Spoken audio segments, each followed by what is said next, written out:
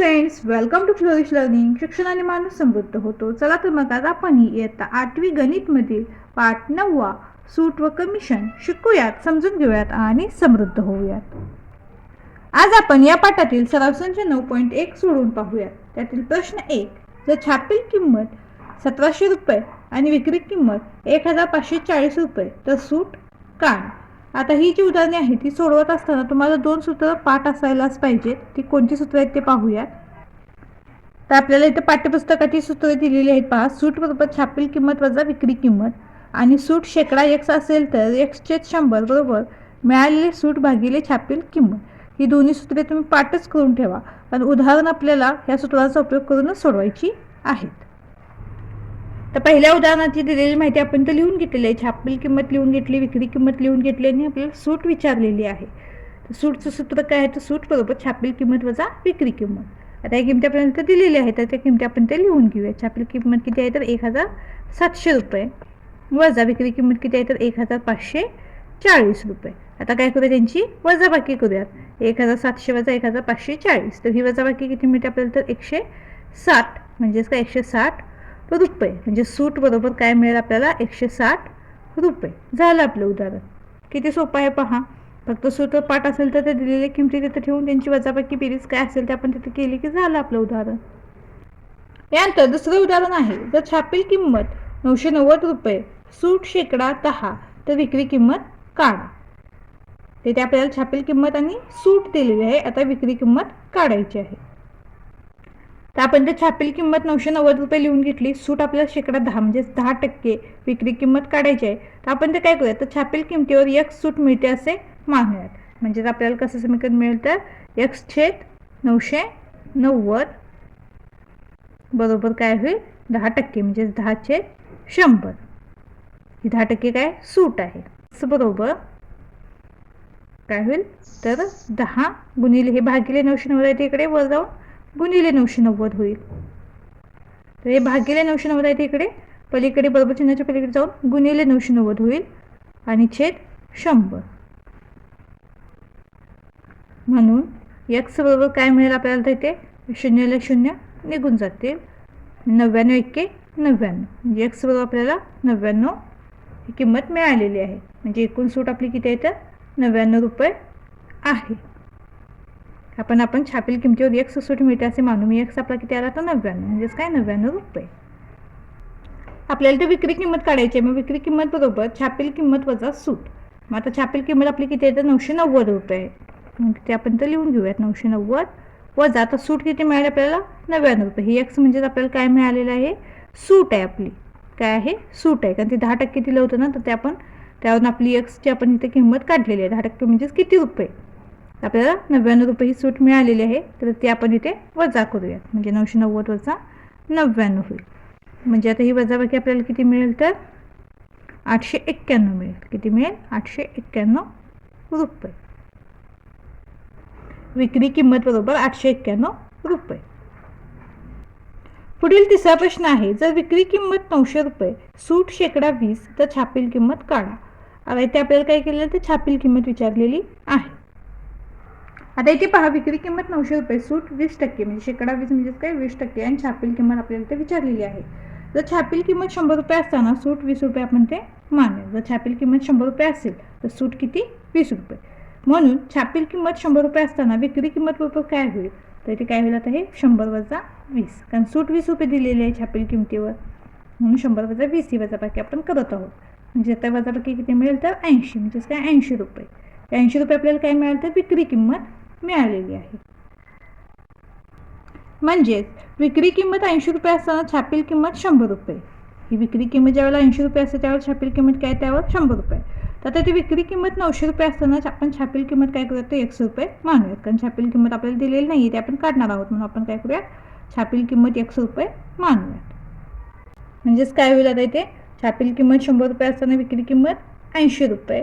आता इथे छापील किंमत 100 असताना विक्री किंमत काय तर 900 रुपये आहे. म्हणून 100 रुपये काय होईल आता इथे हे 100 गुणिले 900 छेद 80 बरोबर. आता इथे काय करूयात 0 ला 0 घालूयात. आणि काय होईल आता यांचा गुणाकार करूयात. 9 एक्के 9 आणि ह्या 3 शून्य आहेत तशा भागिले 8 बरोबर 9000ला 8ने आपण ते भागाकार करूयात. हा भागाकार तुम्ही बाजूला करून पाहू शकताय.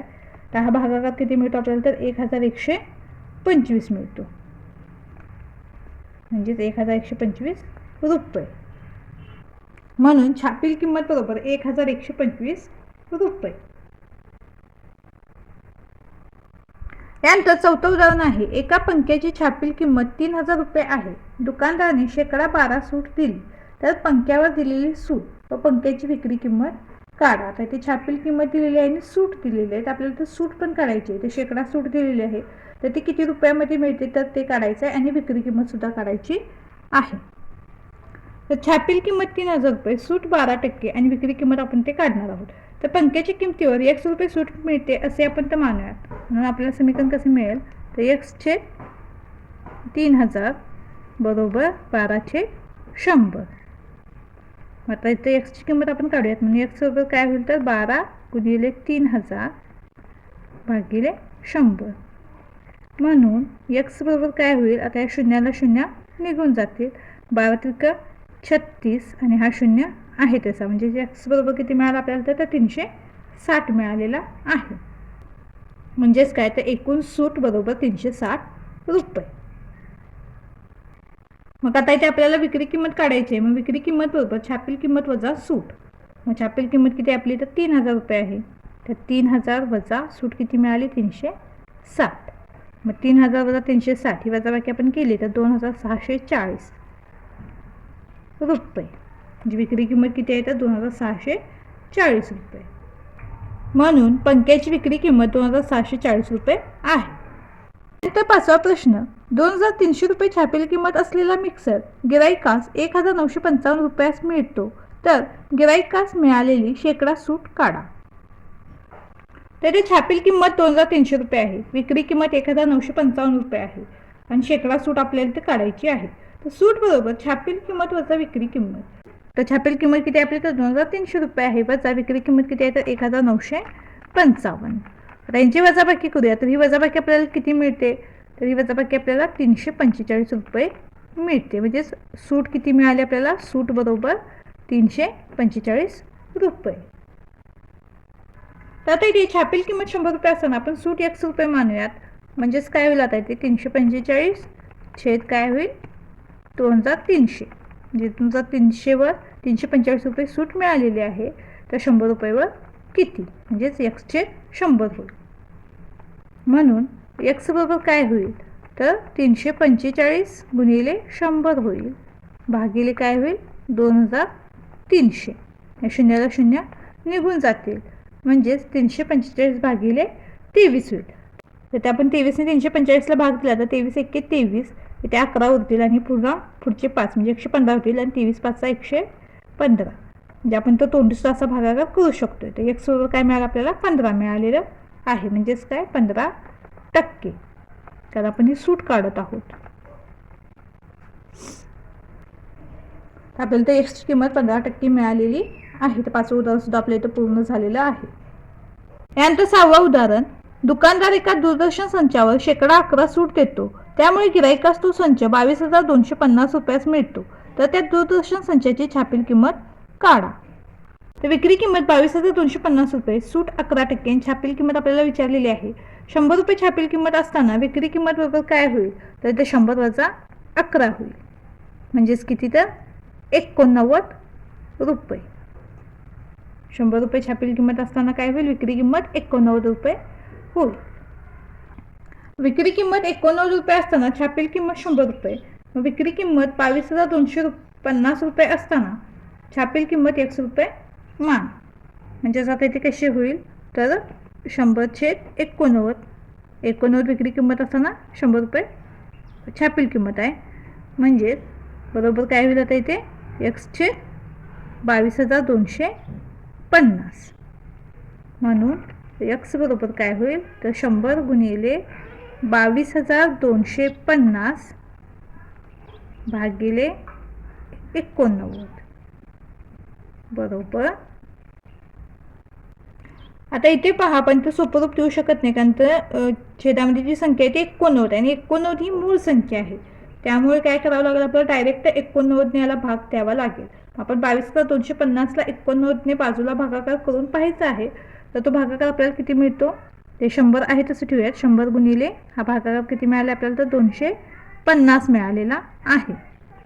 मग 100 गुणिले 250 म्हणजे काय, हे 25 एक्के 25 आणि या 3 शून्य पुढे आहेत तशा, म्हणजे 25,000 रुपये.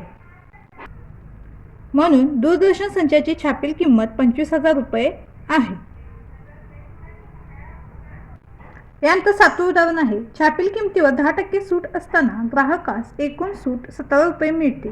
तर ग्राहकास ती वस्तू केवढ्यास पडेल हे काढण्यासाठी खालील रिकाम्या चौकटी भरून कृती पूर्ण करा. समजा वस्तूची छापील किंमत 100 रुपये आहे. तर पुढे आपल्याला रिकाम्या चौकटींसहित उदाहरण सोडवून दिलेलं आहे. तर आपण तिथे रिकाम्या चौकटीमध्ये योग्य संख्या भरून हे उदाहरण पूर्ण करायचं आहे. आता इथे आपल्याला छापील किंमत 100 रुपये सांगितलेली आहे. मग आता ग्राहकास ती वस्तू इथे काय होईल, तर 100 वजा 10 होईल.